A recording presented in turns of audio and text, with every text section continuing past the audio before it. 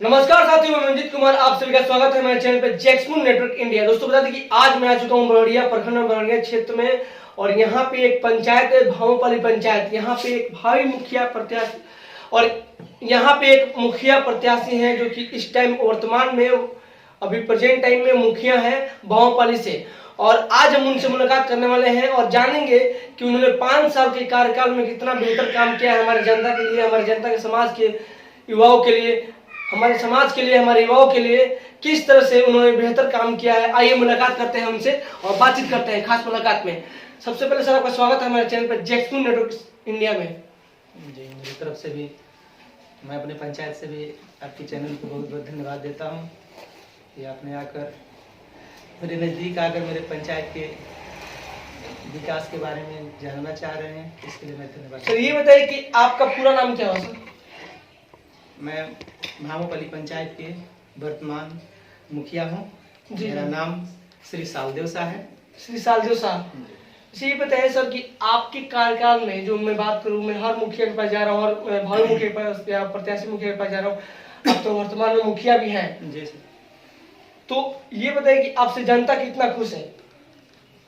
ऐसे जहाँ तक जनता की बात आ रही है बहुत अच्छा है। ऐसे जनता को न आज तक अगर कोई कह रहा है कि 100% हम खुश किए हैं, जी जी, तो अब जहाँ तक जो जैसा अपने अंदर इसका आंसर निकाल लें, लेकिन जनता जो है खुश रहती है। हमारे माने हम जो काम किए हैं 5 साल में।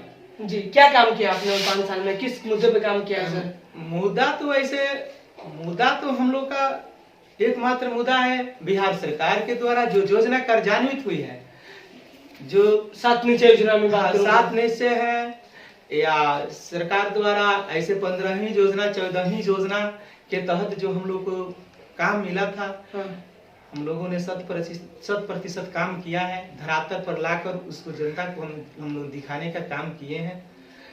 तो ये बताया जैसे अभी 7 निश्चय योजना चल रहा था, जो नल जल का काम चल रहा था, मैं आई थिंक मुझे लग रहा है सिवान में सभी कोनों में, सभी क्षेत्रों में जा चुका हूँ। मैं बरहड़िया से लेकर रघुनाथपुर से लेकर मैरवा से लेकर हर क्षेत्र में जा चुका हूँ।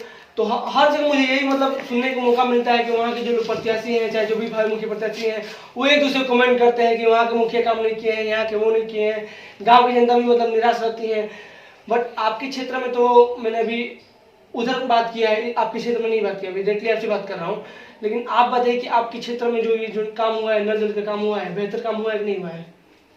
7 निश्चय यह बहुत महत्वाकांक्षी योजना है जी बिहार सरकार की जी।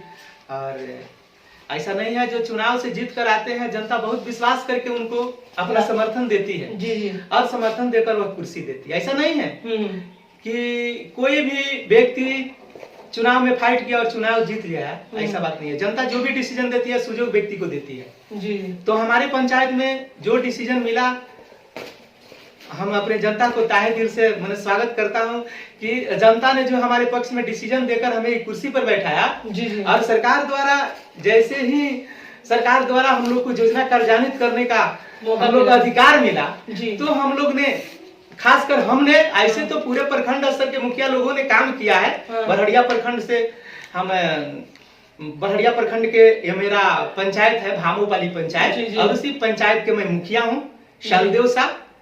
तो ऐसे जैसे ही मैंने चुनाव जीता, तो चुनाव जीतने के तुरंत हम लोग को सत्र में 7 निश्चय योजना नहीं मिली थी। अच्छा। हम लोग को 14वीं योजना के तहत काम करने का अधिकार मिला, और हमने सबसे पहले 14वीं योजना के तहत सरकार की जो दिशा निर्देश थी, उस दिशा निर्देश के तहत हमने उस योजना को गांव में, उस योजना के तहत हमने काम किया। मतलब किस 100%? मतलब क्या सर काम किया? 14वीं योजना के तहत हमने पक्की सड़क जी, सबसे ज्यादा पक्की सड़क बनाने का काम किया। पक्की सड़क बनाने का? हाँ, बहुत पीसीसी का नाम जी, पीसीसी का। इसके पहले पक्की सड़क नहीं थी हमारे गाँव में। अच्छा।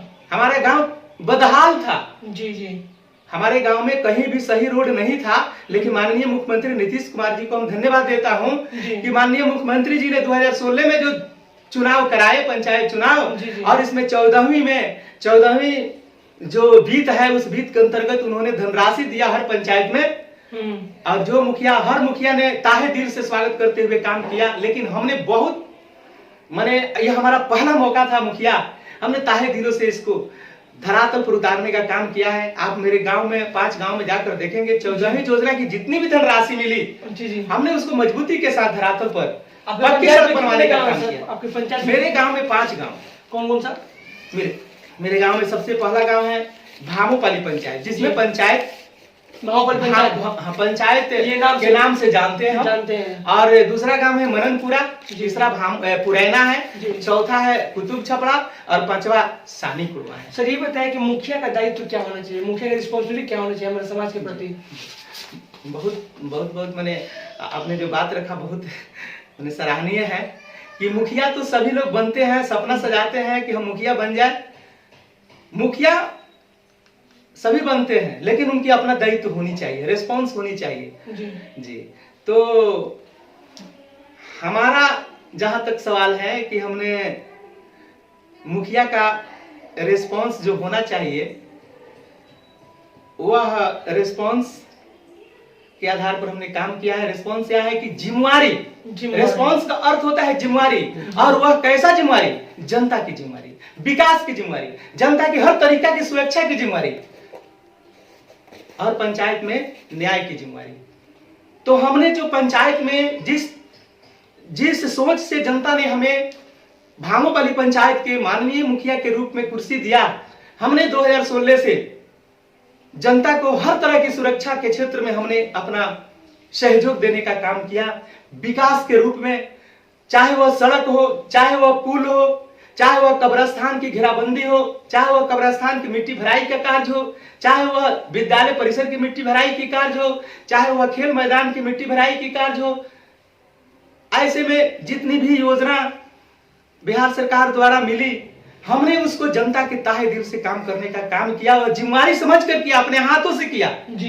इसके पहले हमारे पंचायत में बिचौलियों ने लूटने का काम योजना को किया था, लेकिन हम बता देना चाहते हैं कि अब भामोपाली एक ऐसा पंचायत है जी जिस पंचायत में हमने जीत कर जब आया तो इसमें बहुत से प्रतिशत दलाल भरे हुए थे, लेकिन जब अपना कलम हमने पंचायत भवन में लेकर बैठा और जनता को सामने दरबार लगाकर उनके हर दुख सुख को हमने सुनने का काम किया, और उसके अंतर्गत हमने विकास को आगे बढ़ाने का काम किया। सवाल मैं करूंगा जी सर, कि मैं आज एक चीज देखता हूँ सर, हर पंचायत में जाता हूँ, देखता हूँ कि शौचालय का बहुत बड़ा कमी है सर। आपकी पंचायत में क्या कमी है, ऐसा कुछ कमी है कि नहीं? आपके मैं बता रहा हूँ, पूछ रहा हूँ इसलिए कि पंचायत में जितने भी महिला हैं, बुजुर्ग हैं, आज भी वो लोग शौच के लिए बाहर जाते हैं। तो मैं चाहता हूँ कि मेरा जो प्रयास है, मैं आप जैसे मुखिया से मिलकर अपने को ओपिनियन दूं, ताकि ये दूर हो सके, हमारे समाज में सार्वजनिक शौचालय का निर्माण हो सके। संजय बहुत मैंने आपके बाद जो अभी प्रश्न जो रहा, यह बहुत हितकर प्रश्न है। जहां तक शौचालय की बात है, हम अभी बताए कि 2016 में जब हमने चुनाव जीता, उसके पहले शौचालय की बुरा स्थिति थी। यहाँ के लोग 100% लोग बाहर बैठते थे। घर में तो नामे नहीं था एक भी शौचालय का। जी। लोग घर से बाहर सीख गए थे, चाहे वो बच्चे हो, जवान हो, बहू है, बेटी है, सब घर से बाहर होकर शौच करने जाते थे। जी। लेकिन सरकार ने, हम धन्यवाद देते हैं केंद्र सरकार को, मोदी जी को, कि उन्होंने स्वच्छता पर जोड़ दिया। अब हमारे बिहार सरकार ने स्वच्छता को लागू करने के लिए 100% हर पंचायत में इतना माने उन्होंने अभियान चलाया, जिस अभियान में हमने भी सहयोग दिया। गांव तक जाकर अभियान में लोगों को समझाने का काम किए। और हम कहते हैं कि शौचालय के नाम कोई नहीं जानता था हमारे पंचायत के लोग, लेकिन अभियान चलाकर लोगों को उसके विशेषता के बारे में बताया गया।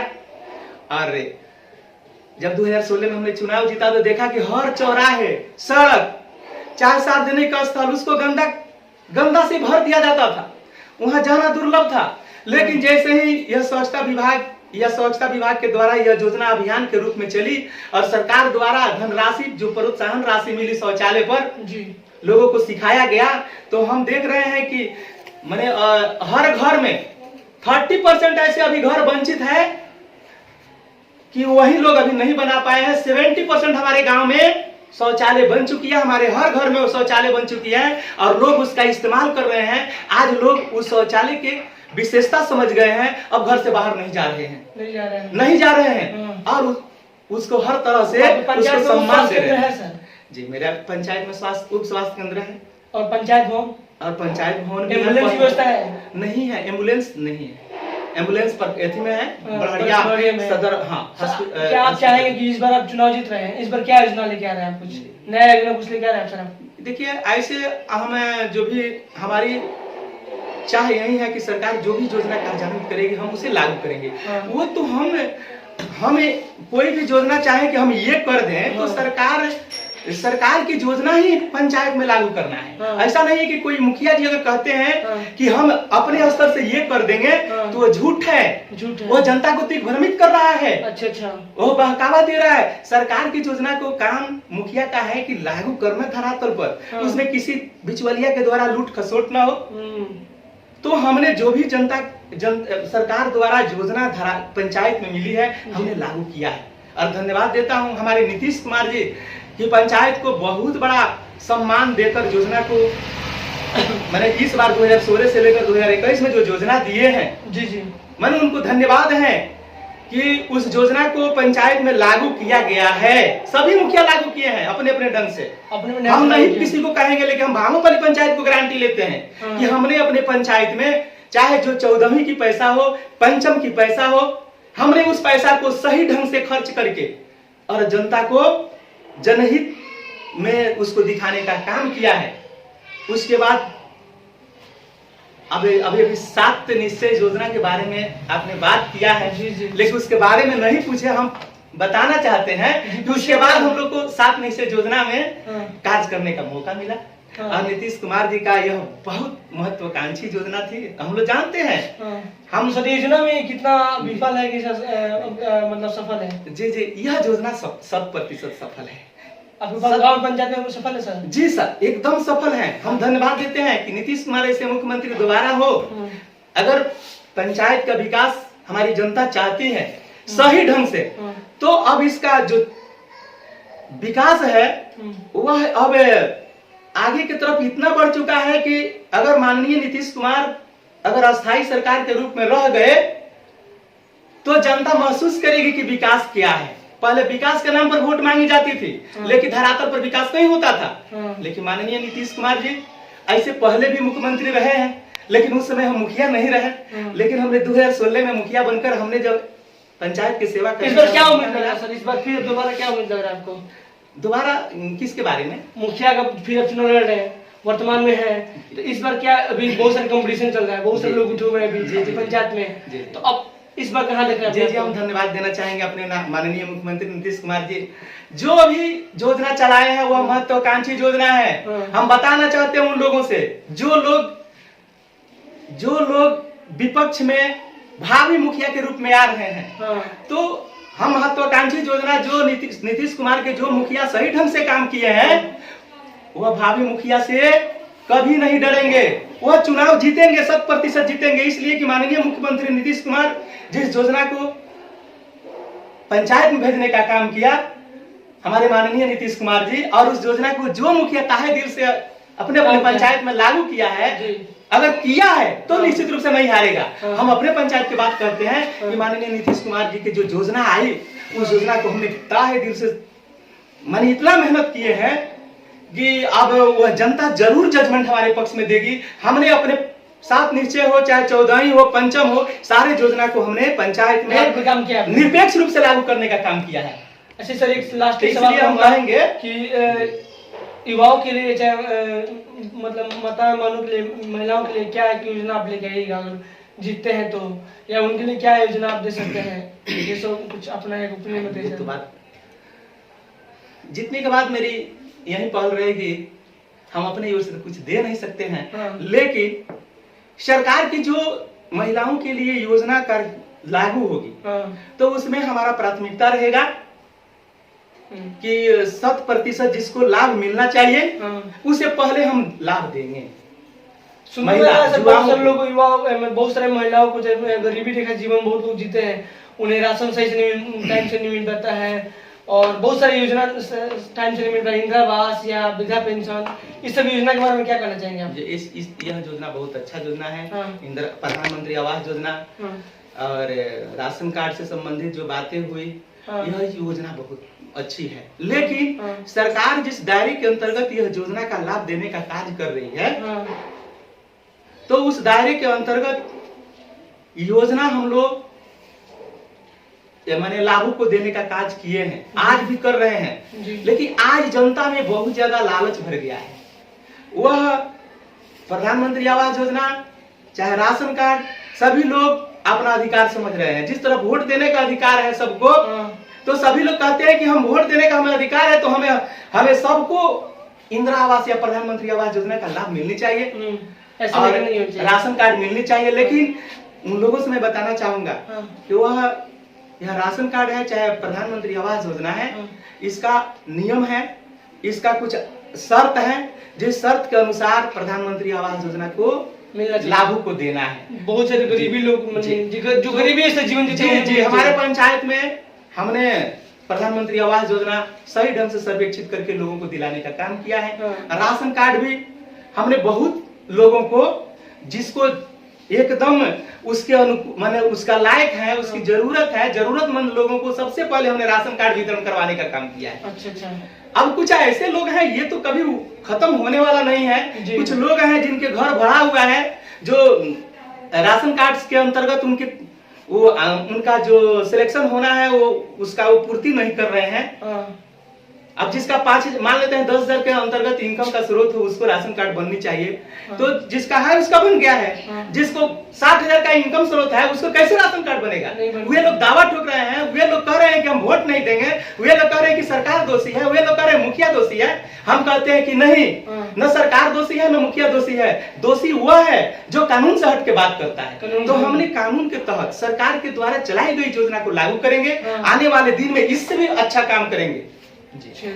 एक लास्टली संदेश क्या देना चाहते हैं पंचायत वासियों को, भावपल्ली पंचायत वासियों को? क्या संदेश, अपील, क्या रिक्वेस्ट करना चाहेंगे अपनी तरफ से सर? जी, हम अपने जब याद पड़ती है हमारी भावपल्ली पंचायत की जनता, तो हमें देवता याद पड़ जाता है। अच्छा। सचमुच हमें इस पंचायत के हमारा देवता है, जो 2016 में बहुत सोच समझकर वोट देकर 17 प्रत्याशियों में हमें चयन करने का मौका दिया।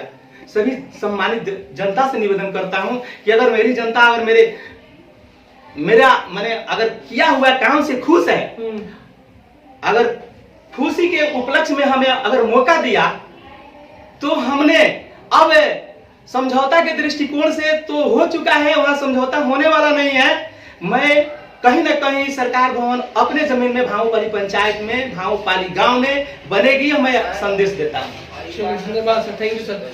दोस्तों ने देखा कि हम बात किया आज ग्राम पंचायत राज भावपल्ली में, जो कि वर्तमान में मुखिया है, जिनका नाम है श्री सालदेव शाह जी, जो कि इस बार चुनाव क्षेत्र में दोबारा से आ रहे हैं। और इनका कहना है कि और हम इस बार चुनाव जीतते हैं तो जो हमारा पंचायत में पंचायत भवन अभी आधी अधूरा काम बचा हुआ है, उसे पूरा करने के लिए मैं अपना जमीन दान दे सकता हूं, अपने पंचायत वासियों को एक सौगात दूंगा अगर इस बार दोबारा चुनाव जीतता हूं। तो मेरा मकसद ये है कि जिस क्षेत्र में, जिस गांव में, जिस पंचायत में जा रहा हूँ, वहाँ के मुखिया से, भाई मुखिया से या प्रत्याशी मुखिया से मिलना है और उनसे बात करना है कि आखिर उनके जहन में, उनके बात में कैसे सवाल आता है कि क्यों चुनाव लड़ना चाहिए, क्यों चुनाव लड़कर से देश का या गांव का विकास करना चाहिए। और इस बार वो चुनाव लड़ने वाले हैं तो अपने पंचायत को क्या योजना लेके आ रहे हैं। तो मेरा प्रयास है कि आप इस वीडियो को लाइक कीजिए, कमेंट कीजिए, शेयर कीजिए, और ऐसे ही हम लोग आगे बढ़ते हैं और अपने पंचायत का, अपना विकास की ओर बढ़ाते रहें। जय हिंद, जय भारत, नमस्कार।